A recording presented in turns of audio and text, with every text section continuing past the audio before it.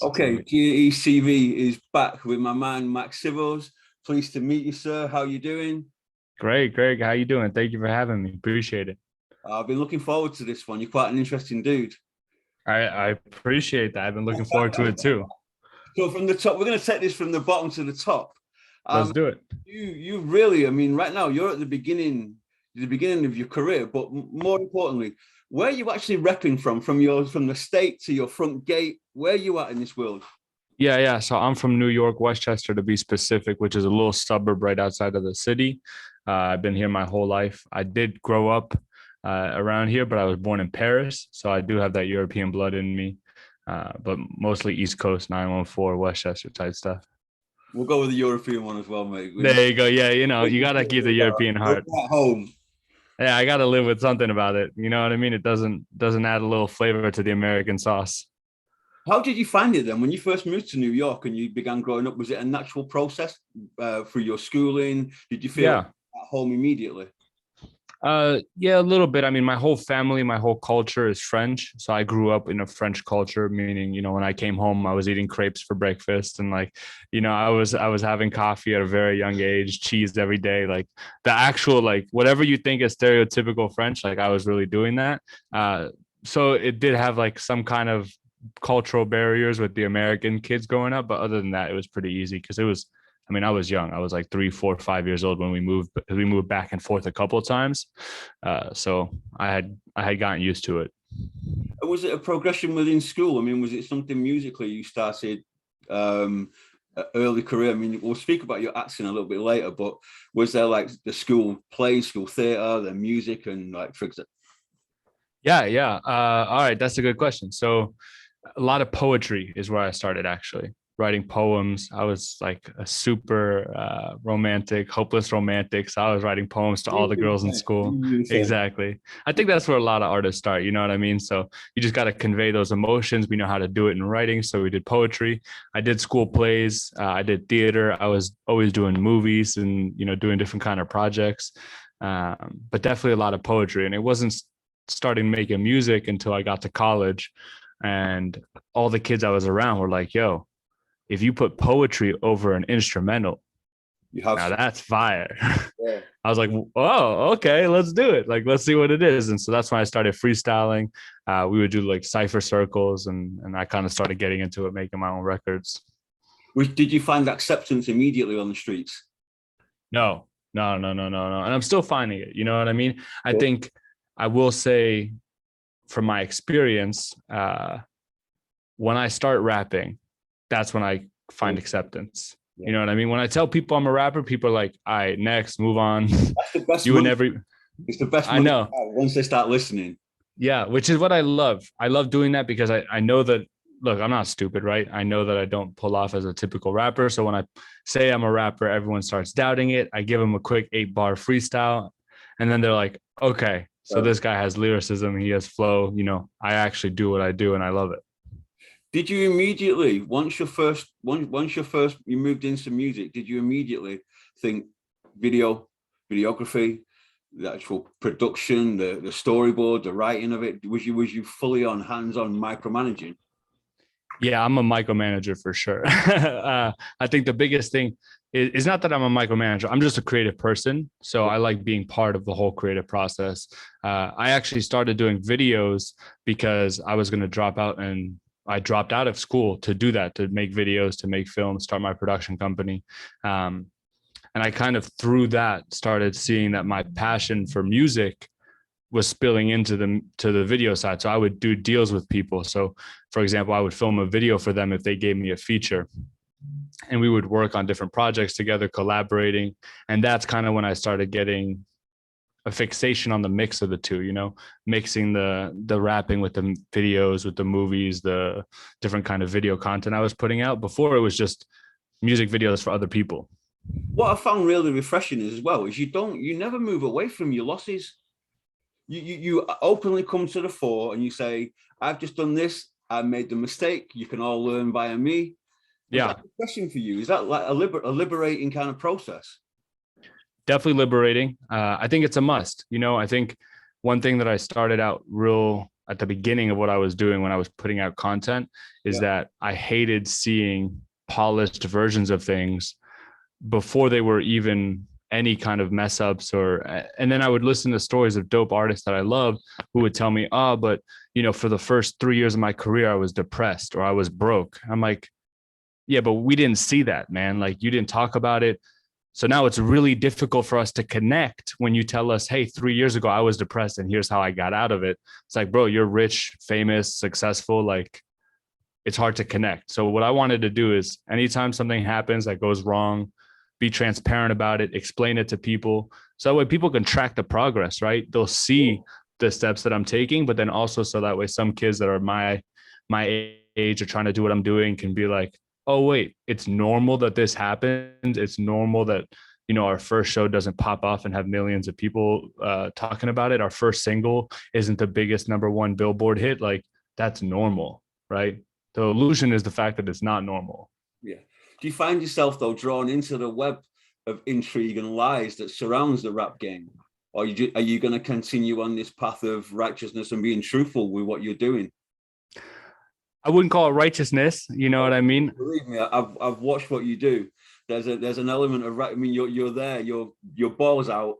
You're saying, I've done this, I've done this, and it's there for all to see. And it's a learning. Thank you, man. So it's really is. It's really. I do find it as a righteous process. I appreciate it. I think actually the bullshit that happens in the music industry is kind of one of the things that keeps me weary of it. I keep to the side of it because I have seen multiple times in someone's career, they'll try and do something that would be dramatic or get people's attention right away, but it's in the negative light. And sure, they get it. They get the attention. You know what I mean? You do the right things, you can get people's attention, but for what purpose? And what are you trying to convey to people? So I'm very particular about what I'm willing to do to get attention, to get people's eyes on the work that I'm doing, because I know that if I'm acting like a clown and lying and stirring up drama for no reason, how are you going to trust what I'm saying in the future? You know what I mean? You also have an element of showmanship within your work where you're not afraid to dye your hair, don something, clothing, some garbs to wear. I find that as well. I mean, is that something that's taken? Was it an instant thing that you got comfortable? Instant. That's just for two things. Growing up personally, I'm a performer, right? That's why I kind of love hip hop the most, is because it was an avenue for me to perform. And I could tell you straight up, from now until the day I die, I will be performing. You know what I mean? Yeah. Whether it's on a hip hop stage, whether it's a TV or acting or comedy or just doing performance talks, whatever it is, because there's something about it that for me makes a big difference in my life.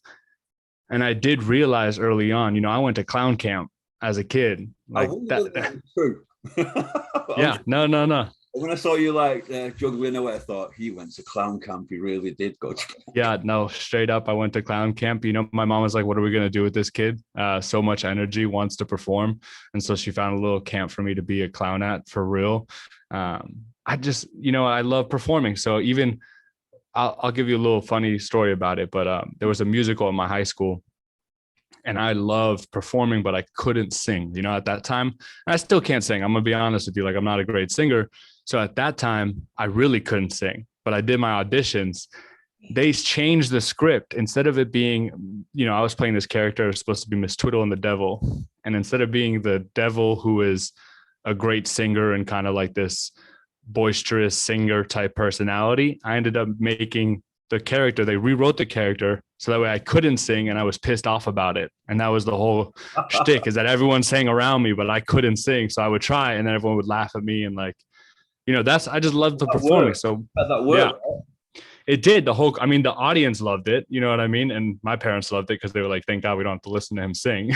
So it worked out for everybody. Could you mind me asking, was you ever pulled into any kind of hustle on the streets? Or have you just been solely focused on your actual professional career?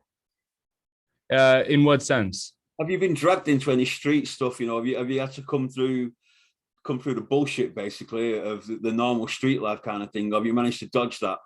Yeah, no, I don't have much street life experience or much, the struggles that I went through was more personal with my family growing up, and trying to handle that, which is kind of what we were talking about at one point with the mental health. Yeah. And that was kind of the struggle that I had to go through, but I wasn't involved in any problems in the streets or anything like that, which was pretty nice. Way in the past for people nowadays. Have you managed? Yeah. Are you able to? Do you have a side thing that you're doing, or are you now able to focus 100% on the music, the video, your script, your artwork as well, which I won't mind talking about? Or Yeah. do you have an actual 9 to 5 that you need to take care of on a daily? I don't have a 9 to 5. I make all of my money from the businesses I run. Good man. So this is something I do tell artists all the time, right? But I'll give you an example. Please. I love filming movies. Not a lot of money in movies. There is good money in filming commercials for companies. Yeah. And so you kind of take that cut, and I still wanted to be independent. I still wanted to have my ownership, my brands, my own ownership on what I'm doing. So I started a production company, and then we started making videos for other people. We started creating commercials, social media campaigns, and that's a big part of my business. But then I also have my clothing line that's giving me some income. I have a CBD company. So I'm kind of all in, but on my individual companies, those are the ones that are helping me right now. Lots of diversification going on. You have to. I mean, it's the only way right now, because especially with the pandemic, with everything that happened, the expression, what is it? Jack of all trades, but a master of none. Yeah. Yeah, but that saying goes longer, and it's supposed to say Jack of all trades, but a master of none is better than a master of one. And it means that having that generalization allows you to take the curveballs when they come. If someone needs to pay me to perform, all right, cool. That's how I'm making my money today. If someone says, hey, I need a shirt, boom, that's how I'm making my money today. And if someone says, I'd like you to film a video for me, that's how I'm making my money today. You know what I mean? So I'm able to juggle whatever I want to be doing and whatever opportunities come. And can people, through watching this video, watching this interview today, can people get at you through what media can they get to you to get these videos and get? Oh, for the video specifically, it's called No Box Media. You can hit me up, No Box Media. But if you also contact me directly, I'm Max Civils on all platforms. I'll definitely put you in contact with the right people on our team to start getting videos. Focusing on like your career when you first started to release digitally, was there anybody in particular that you can look at and think that was the guy that really gave me my break, gave me my start, or was a major influence on your work? Yeah. I mean, the Westchester community, first of all, is massively huge. You know what I mean? We're super ambitious. We got a ton of talent. So I had people from the very beginning that were helping me, who were seeing what I was trying to do, and were kind of giving me some guiding hands. I got Guap and Fuge, who were really big mentors and are big mentors. That one's an audio engineer, owns Union Music Studio.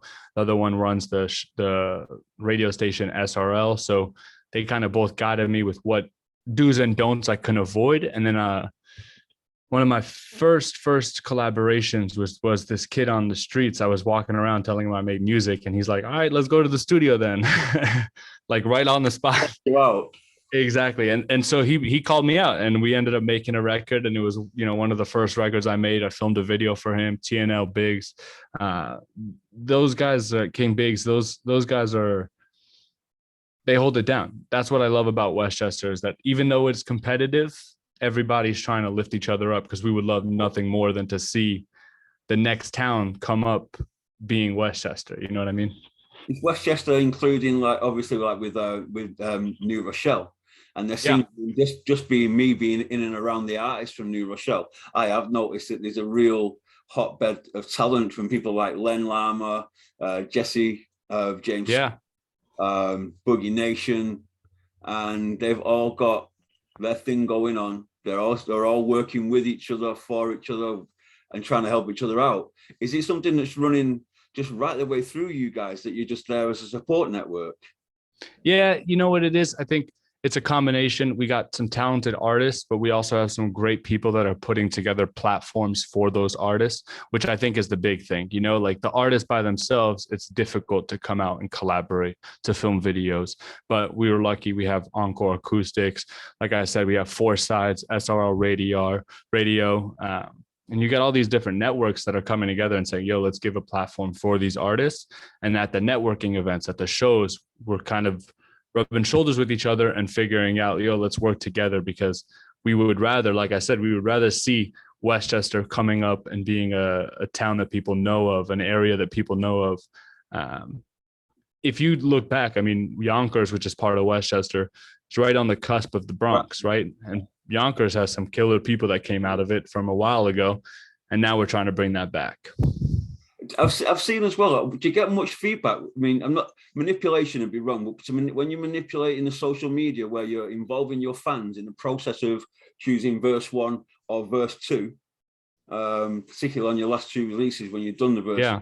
How are you finding that feedback, and are you actually using it to make a forward process and choose that verse, or are you just looking for generalized feedback? Yeah, so I'm working on how to incorporate the community and the fans that I have built, and finding more engaging ways for us to build art together. Right now, when I do the verse 1, verse 2, I'm just looking for feedback to see which ones people like lyrically. I'm going to make adjustments to the next songs that I record, because those songs are already recorded. So it'll show me, all right, well, maybe in the first verse, I thought I delivered this section really good, but people were like, no, but the consistency of the second verse is what we appreciated. You know what I mean? And so hearing that feedback is super important, and getting people to be able to see it side by side. Because sometimes when you listen to a song, or you're just enjoying it, but then when you look at the Instagram, you're able to swipe, see one verse, the other verse. All right. When I really think about it, just strictly which one I prefer, I'm able to pull up some information and understand what about the verse. Because really, I mean, I remember Jesse, when I was speaking to Jesse, he was talking about, you have these guys nowadays that really only need to hit the mark once. It's not something that I see you really wanting to do, is hit that mark once and make money. You're looking for a career with longevity, I take it. Career with longevity, and also a career that transmutes different aspects. So what am I going to do 5 years from now, 10 years from now? Yeah. You know, and I do think that as an artist, there's this misconception that, yeah, for sure, you can have one hit or one song that really sticks. You don't even need to put it out. You just put demos. You get that one record that really sticks, and then you have something that makes you money. But what are you going to do after that? What's the second, third, fourth track? If you're going for the bag, get the bag. Congratulations. And that kind of goes back to what we were talking about. Like, if I wanted to be dramatic, stir up some lies, stir up some drama, and get the attention, great. I could do that, flip money on a record, and then what? Okay. You know, what's your next step? I prefer to be in the zone where I'm at, where I'm just creating record after record, track after track, project after project, movies that flop, films that totally bust, you know, shows that I'm working on. I'm working on those because there's going to be a point where it'll be almost natural for me to make something that people resonate with, because I'll learn how to do it. You know what I mean? I'll have that skill. Your show that's coming up is the 22nd. Yeah, I have a concert in Brooklyn, January 22nd. For you with that show, is that incorporated with a release of a new track?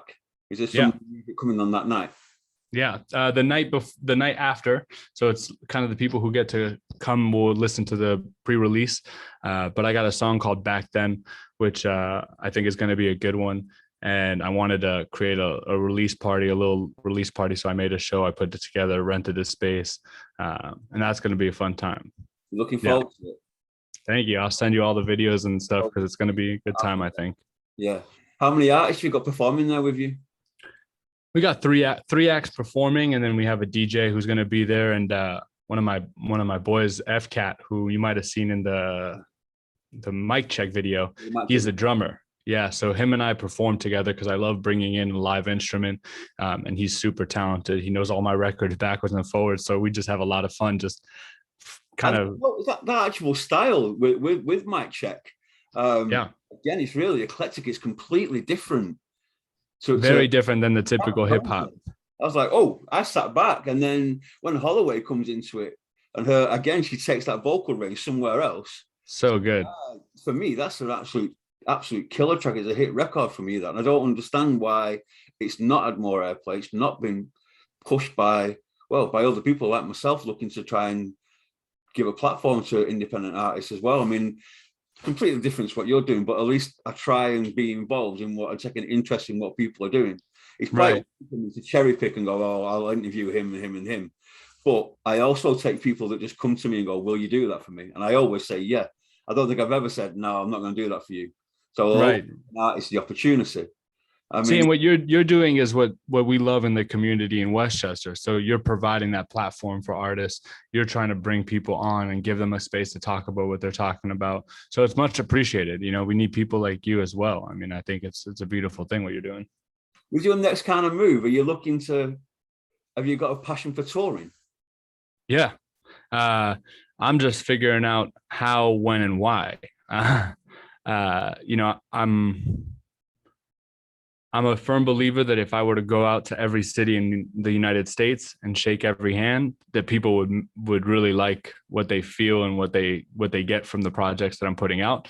It just takes a lot of time and effort, and most importantly, to make the business structure work, so that way you're making money. Because I don't want to be on the road for 2 weeks and then back doing what I'm doing. I want to be on the road for 6 months.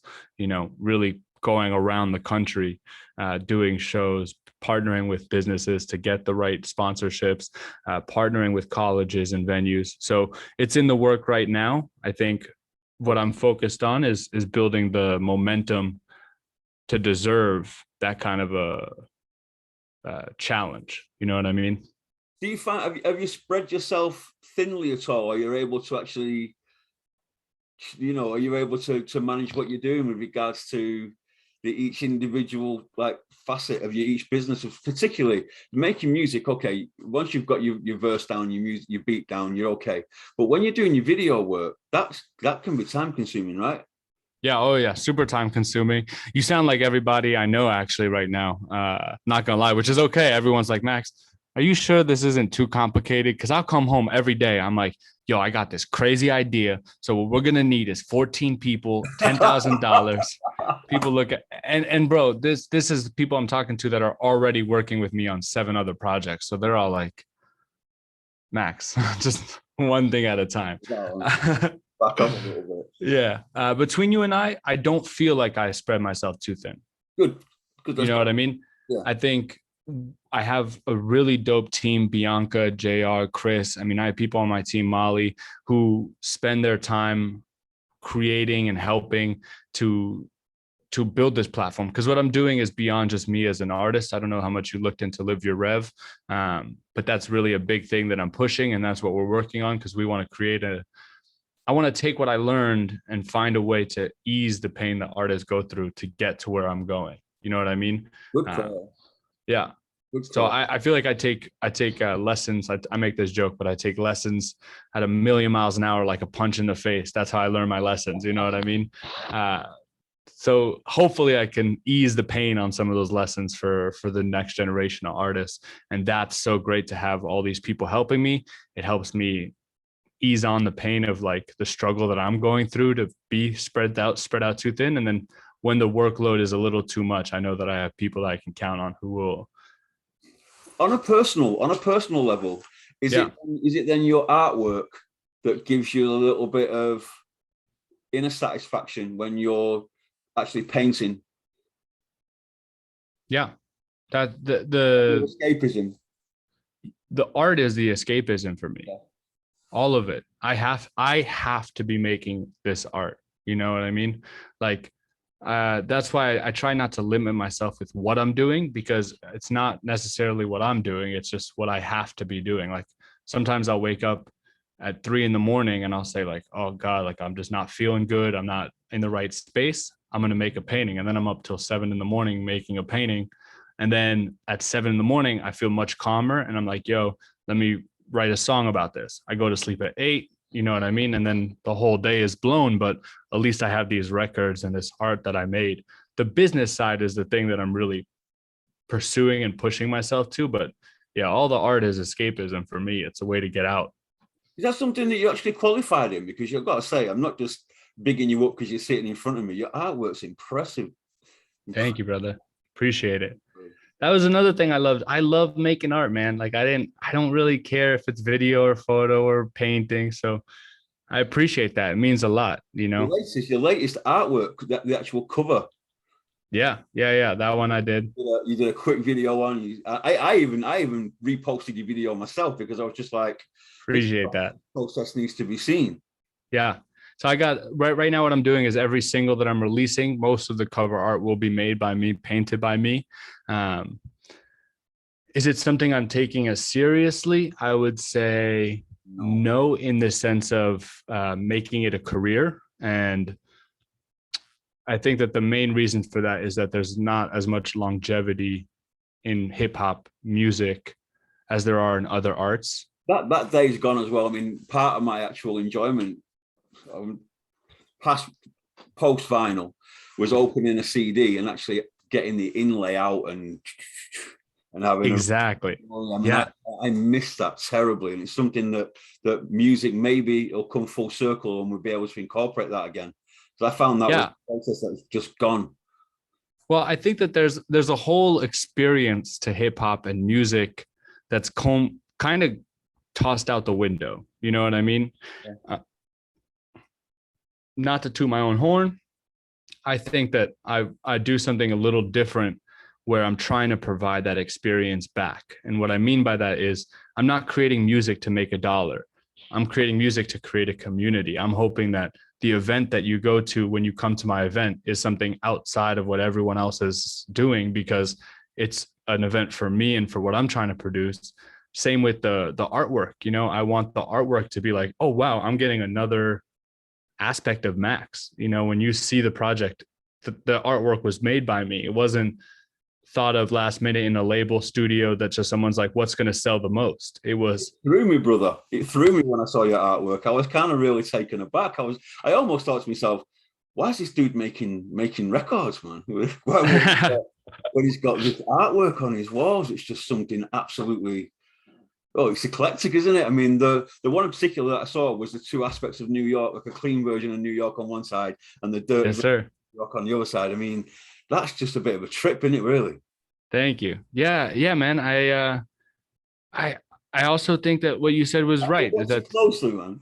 Yeah, watch closely for the paintings. You know, and look, I think that it's a part of the whole thing, right? So is music the final thing? No, but music is just a part of it. And so when you come to my shows, you'll be able to see the artwork. You'll be able to purchase that. If you go to my lives, you'll be able to see you know what I mean? So it's still incorporated.